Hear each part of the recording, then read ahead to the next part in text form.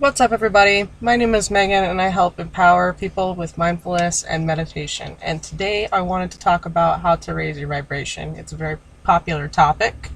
I know that there's a lot of videos out there on it, but I just kind of wanted to give you my take and the things that have helped me over the last couple of years raise my vibration. So the first one that I wanted to talk about was meditation. Now, when you first start meditating, you're going to recognize a heightened sense of thoughts come up. A lot of thoughts, like it can be kind of overwhelming. I'm not even going to lie to you, but it's actually a good thing because you're realizing how little you're present. And in that, you're able to observe your thoughts versus control your thoughts. You don't want to try to control them. You don't want to try to push them away. You just want to observe them from a neutral standpoint and from a distance. And Eckhart totally talks about that in his book. When you're observing your thoughts, you want to try to be neutral, as in it's not good, it's not bad. But you particularly want to observe the negative thought patterns, and try to change that story around if you can, because those negative thought patterns are keeping you down here in a lower vibration, and you want to be up here in joy, love, peace, and enlightenment. That's where you're ultimately going to raise your vibration. So number two would be to change your eating habits. Now, for the longest time, I personally had a hard time with this one. I was like, I don't understand what the big deal is. This is ridiculous. But over time, I just naturally kind of started to change my eating habits. Like, I used to eat a lot of frozen TV dinners and, all that stuff that was just horrible for you, because that's what I grew up on. And then gradually I started learning how to make my own meals and stuff. And recently I'm actually made the decision to go vegan.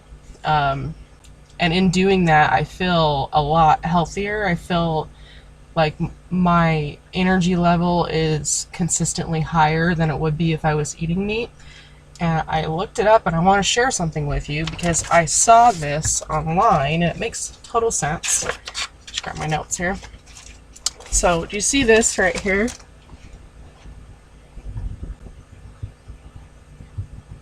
So, it might be kind of backwards. I hope you can see it. But if you look closely, I kind of wrote it down, but you can look at it online too. Down here is dead flesh, right? So this would be any meats that you're eating. This right here is animal discharge, so this would be like milk, eggs, any kind of dairy products. And then all of this stuff up here would be like foods from the earth, superfoods, so like flax seeds, stuff like that. And they all resonate at a different frequency.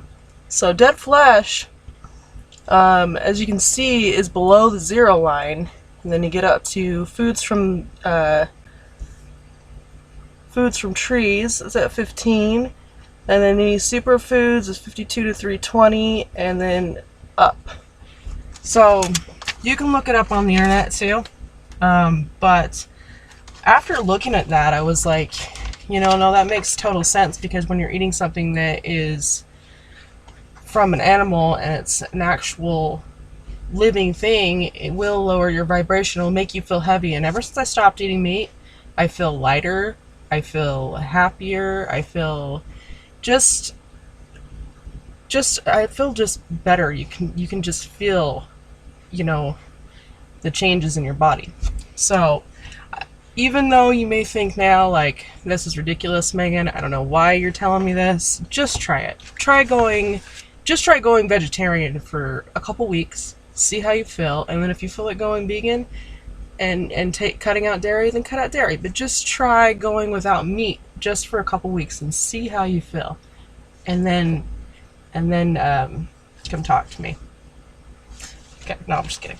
Alright, number 4 is mindfulness. Now, mindfulness is meditation while you're not meditating. That's kind of how I look at it. So if you are at work or you're on the bus, or driving in your car or whatever, you can be mindful. You can pay attention to just what you're doing in that moment instead of all the thoughts that are going on in your mind. Another way to do that would be to direct your attention into the body. So if you just close your eyes right now, you could put your attention on your hands, and you'll notice that you start to feel like a tingling sensation. Or you can listen to the sounds going on around you. You can listen to the silence. If you're really, really present, you can listen to the silence behind the sound, which is really, really cool. And you can also observe your steps as you're walking, or observe your movements. Like if you're writing something down, you can observe what you're writing down. If you're driving, you can put your focus just on the steering wheel or just on the road ahead. So those are some other suggestions that I suggest when it comes to mindfulness.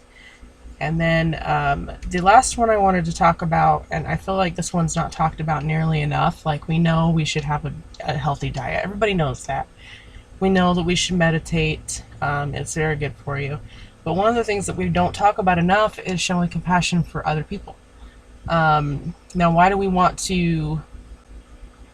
Obviously, when we show compassion for other people, it makes us feel better. But when we do it without wanting something in return, that raises your vibration, because you're being of service to others, and we are spiritual beings just living a temporary human experience. And when you're able to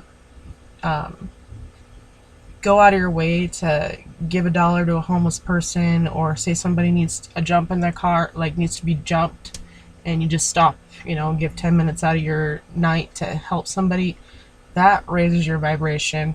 And when you also, it's good for law of attraction too, because when you express compassion towards other people, it comes back around. It always comes back around. Everything comes full circle. And I think it's important that we, remember, even if people sometimes don't show us compassion, to stay compassionate towards them and realize that they're just operating from their, level of vibration. So I think that that's important to remember too.